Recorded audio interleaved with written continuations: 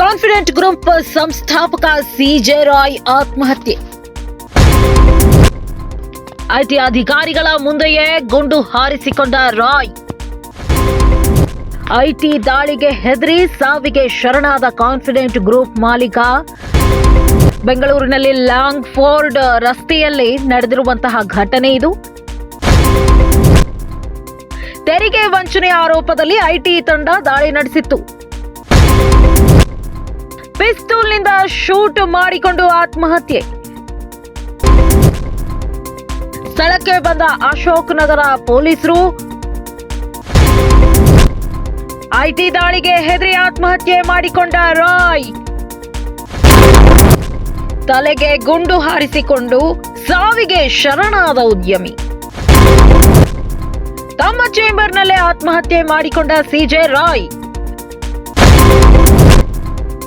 IT ದಾಳಿ ನಡೆಯುತ್ತಿದ್ದಾಗಲೇ ಆತ್ಮಹತ್ಯೆಗೆ ಶರಣಾಗಿದ್ದಾರೆ. ಸಿಜೆ ರಾಯ್ ಆತ್ಮಹತ್ಯೆ ಹಿಂದೆ 10 ಹಲವು ಅನುಮಾನಗಳಿವೆ.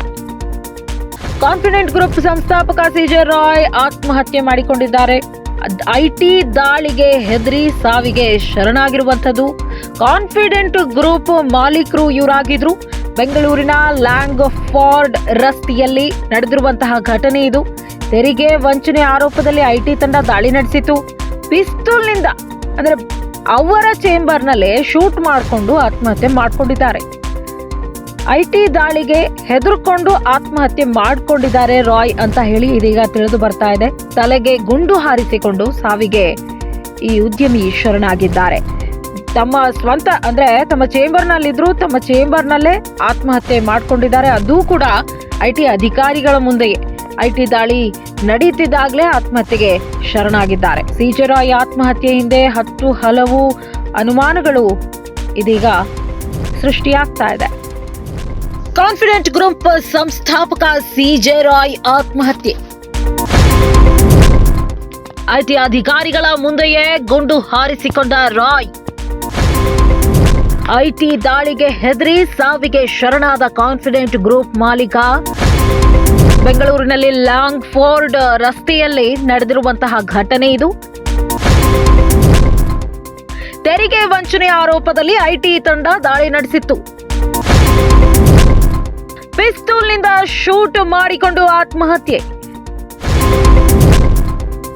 ಸ್ಥಳಕ್ಕೆ ಬಂದ ಅಶೋಕ್ ನಗರ ಪೊಲೀಸರು. ಐಟಿ ದಾಳಿಗೆ ಹೆದರಿ ಆತ್ಮಹತ್ಯೆ ಮಾಡಿಕೊಂಡ ರಾಯ್. ತಲೆಗೆ ಗುಂಡು ಹಾರಿಸಿಕೊಂಡು ಸಾವಿಗೆ ಶರಣಾದ ಉದ್ಯಮಿ. ತಮ್ಮ ಚೇಂಬರ್ನಲ್ಲೇ ಆತ್ಮಹತ್ಯೆ ಮಾಡಿಕೊಂಡ ಸಿಜೆ ರಾಯ್. ಐಟಿ ದಾಳಿ ನಡೆಯುತ್ತಿದ್ದಾಗಲೇ ಆತ್ಮಹತ್ಯೆಗೆ ಶರಣಾಗಿದ್ದಾರೆ. ಸಿಜೆ ರಾಯ್ ಆತ್ಮಹತ್ಯೆ ಹಿಂದೆ 10 ಹಲವು ಅನುಮಾನಗಳಿವೆ.